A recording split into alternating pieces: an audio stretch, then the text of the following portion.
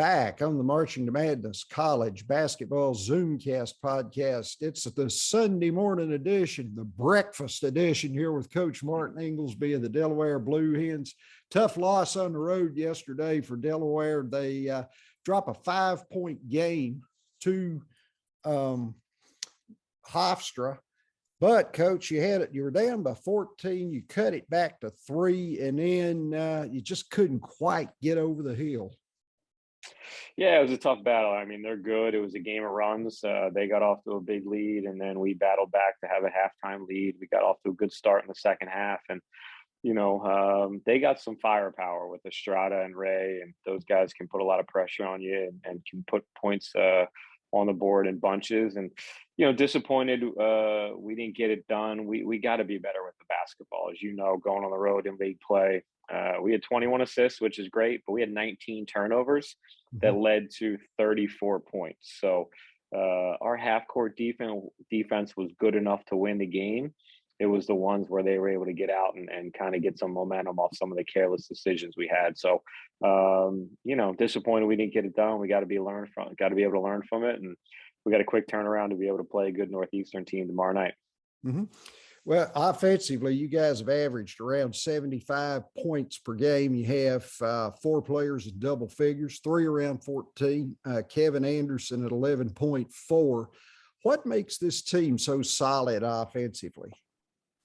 I think we have great balance. We really preach unselfishness, and we have different guys that have stepped up each night for us. Obviously, the core group of Ryan Allen, Jameer Nelson, and Dylan Painter have been consistent putting the ball in the hoop.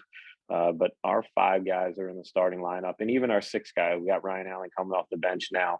They can put the ball in the hoop and they can make shots. And I think this group is, learning to trust a little more on the offensive end and play unselfishly. The last 2 games we played, we've had 40 assists combined at Drexel, and last night against Hofstra. It's something I've really tried to preach to our guys about, giving up a good one to get a great one, and helping your teammate get a shot, not thinking about what I need to do or myself getting going. So I think they bought into that. They got to continue to buy into that as we move forward. But we do have some older guys that are experienced, that have had success at the college level, and just got to keep trusting each other and having fun doing it.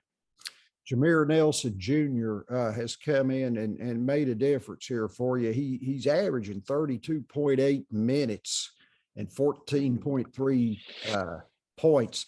Talk about how his mobility and his flexibility have added an extra dimension to your perimeter. Well, he's a really dynamic basketball player. He's a big-time athlete. He's an elite athlete, and I think he's just continuing to learn how to play the game. He grew up, obviously, in a basketball family. His dad was a terrific player in college, had 14 years in the NBA. He's been around the game. So, but he was a baseball player growing up. I think he made a decision maybe 7th or 8th grade year, early high school, to really commit to the game of basketball. And I just think each day, each week, you're seeing his growth and his development on the offensive end. He can really get into guys defensively, pressure the basketball. He's got a high steal rate for us. But he's got to keep bringing him along as far as kind of feeling the game, making the right decisions. But he's a guy that's made an immediate impact for us. And the great thing for our program was to get him in the spring semester. So he came with us last February when he transferred from GW. So he's able to get around our guys, get a feel for our system, kind of hit the ground running. And I think has helped him, with his early success in this season. Well, of course, Ryan Allen's your leading scorer, and he'd averaged, I think, around 16 points in his last 6 games. How has his game risen as the season's gone on? Yeah, I mean, he's a fearless competitor. He wants the ball in his hands. He wants to be a playmaker. I think he's shot the ball as well as he has this year in his career. And I think that comes from shot selection. I think his shot selection has been really good. And then we have 3 attacking guards, guys that can get downhill and make plays for each other, with Anderson, Allen, and Nelson. And those guys are starting to really develop that chemistry. We're trying to play a little faster than we have in years past to get up and down the floor. We've been pretty good in our transition offense. And Ryan's just a savvy old veteran. He's played a lot of college basketball. and trying to balance running our team and being the scorer for us. So he's done a great job so far. Dylan Painter, of course, is a key for you. 55%. Is he being defended differently, and he's still, putting up numbers? I think so. I mean, I think when teams prep for us, they talk about Dylan Painter, maybe one of the top guys on the scouting report. We try to throw the ball inside. We emphasize playing inside out. We want to get our front line touches with him and Andrew Carr, and those guys are doing a really good job complementing each other. Dylan's a guy that has a high efficiency rate when he catches a basketball or when he gets it up to the rim, and he's added his 3-point shot to his offensive repertoire now, and has gotten able to stretch the floor. So, we want to continue to get him touches. I think he's been really physical. He's been, making good decisions in the post. He's been on the offensive backboard, which has helped us get some extra possessions. So, big time focal point for us on the offensive end. Earlier in the season, as the CAA began, you lost the opener to 2 at UNC Wilmington. Did the players knowing the expectations, was that even a rallying point for them? I think so. We were humbled that night. It came down to game situations. We didn't get it done. I think our group really prides ourselves on executing in late game situations, and I thought we were a little careless with our decisions. Me as well. I took the blame for that one, and I needed to be better for our group. That was a back and forth battle. Great energy in the crowd. They played well. They made big plays. We had a couple careless decisions and turnovers down the stretch that we needed to clear up. But I give our guys a lot of credit for being resilient and dealing with that adversity and bouncing back and getting a really big win at Charleston 48 hours later or 36 hours later. So the one thing is unique is you've seen with COVID and rescheduling postponements of games.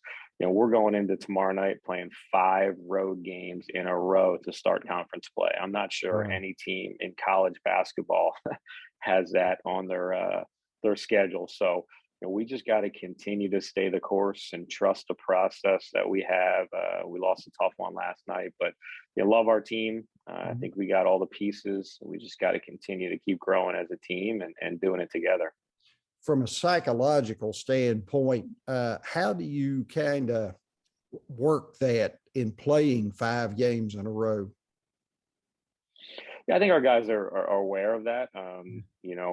They know that we lost a home weekend due to COVID and we rescheduled that game, but I just try to keep our guys upbeat and focus on the next challenge at hand. And, I think for us to be able to get 2 already on the road sets us up for, some good momentum. Our guys are confident. They feel good about playing on the road and feeling we can get it. They know tomorrow's an important one, but, just taking it one game at a time and not kind of looking at the big picture. But they do know, and we've addressed it a little bit, that the back end of the schedule, we got a lot of home games coming, and as you know, in college basketball, you got to be able to take care of your home court, and that's what we want to try to pride ourselves on. And we haven't played back in Newark since December 10th. So the next game that we will play at home, I don't know how many days that'll be, but that usually doesn't happen in college basketball. So I know our guys will be choose to be able to play back in front of our students, our fans, our alumni. Yeah, college basketball this season, they adjusted the COVID protocols according to where the Omicron variant has been, and where it's going. How have you seen the game adjust? It seems like, we're weathering the storm. We're supposed to have a drop here soon. Just, I guess, the resiliency of what we do. Yeah, I mean, I think, we all hopefully got out of this holiday spike with the virus, and we got dinged last week with a couple of guys testing positive. I think most schools are mandating testing when you're coming back from a holiday. We went down to Charleston. After we came back from Christmas, everybody was negative. We came back from Charleston. We had to test again on return, and we had a bunch of guys test positive. So, just managing it.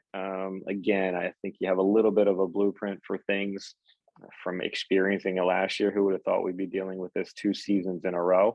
But, I'm hopeful and optimistic that we can stay the course and, drive this variant into the ground. And, I think you see day by day, more college basketball games being played and not as many cancellations. So I think as we get farther away from that holiday spike, feel, kind of business as usual, and we're going to press on. It's been a really interesting season so far with buzzer beaters, upsets. Baylor dropped their second in a row yesterday for an example. What have you seen throughout the game itself, as far as halfway point of the season? Yeah, I mean, I try to watch as many games as I can. And, as a coach, as a fan, you're Yeah, always trying to watch and learn and see what you can pull from other teams. I think there's just so much parity in college basketball now. And as you know, as conference play starts up, anybody can beat anybody. sure. Maybe besides the Gonzaga just running through the West Coast Conference. I mean, there's so Mhm. many good teams. Teams are older with the transfer portal. Guys can get quick fix right away with some guys coming and going. So, Mhm. I just think it's been fun to watch. And, we got to be able to be in a position for us to find a way to get tomorrow night and then get back home. And, teams that can steal a couple on the road really set them up for a great finish. Last thing, Coach, tomorrow night in Boston, you play the Northeastern Huskies. They're 0-5 in the Colonial, but as you say, you could throw those records kind of out the window when their teams are playing at home. Plus, these guys, they're probably playing desperate because they're looking for that first win. They want to turn this thing around, before tournament time. Yeah, I mean, it's going to be a heck of a challenge. And, they got off to a tough start. They played 4 in a row on the road to start conference play. They've had a couple guys out with COVID. I know Coach Cohen wasn't there for one of the road trips. There's no program in our league that I have greater respect for of how they do things than Northeastern. So we know it's going to be a heck of a challenge. It's got to mean more to us tomorrow night than them. And we got to fight like heck to be able to earn a tough road win. And there's going to be no fans there. They're not letting any fans in the building tomorrow night. So we got to be able to generate our own energy and do what we do. Again, it's always been about us and ways we can get better and how we prepare and execute against a good basketball team. And we've had some good battles against Northeastern over the years. Tomorrow's not going to be anything different. So I'm excited to be able to get back out there and compete and see how this group bounces back after a tough one yesterday. Coach Martin Ingelsby, the Delaware Blue Hens, and tough and Colonial Athletic Association. It's a log jam there at the top. Coach, it's always good catching up with you, and have a great trip up to Boston, and good luck tomorrow night. Thanks, Ken. Appreciate it. Always a pleasure talking hoops with you.